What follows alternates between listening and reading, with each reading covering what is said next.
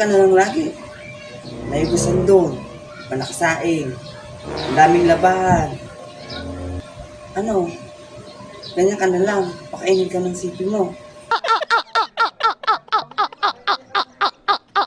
Natapos na natin yung labahan kahapon na. Yeah, boy. Magpapahinga lang ako. Alam mo naman kung panggabi ako sa trabaho. Wala akong pake.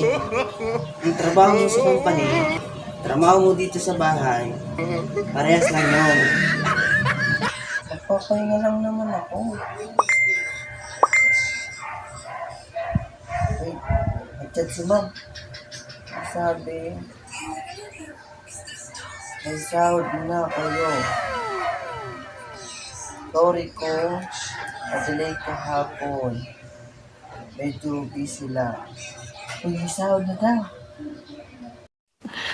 Sana all. May sahod na kayo? Anong gusto mong lutuin kong ulam?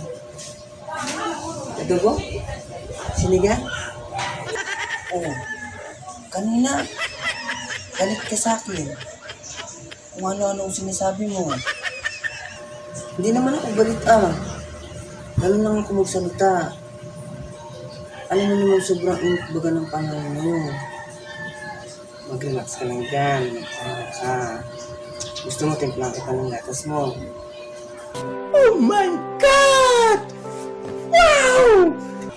Ako na maghugas. Ako na rin magsain. Saka huwag mo na ako tulungan mo. Ito na yung unti lang naman yun. Para makapagpahinga ka na, makabawi ka ng tulog. Para maya, pagpasok mo, kakain ka na lang. Pero ba, abidruin ko. Ikaw na po bahala. Tirahan mo na lang akong allowance ko. Kahit mga mamatay lang. Nice. O sige, diretso na ako mag-grocery ha. Pahinga ka lang dyan ha. Discuss lang ako ha.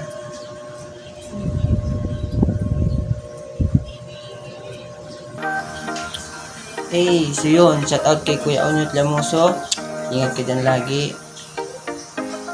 Lalo na kay Kuya Buboy Lamoso. Shout out sa'yo Kuya Buboy. Shout out dyan sa abroad. Baka naman, kahit chocolate lang.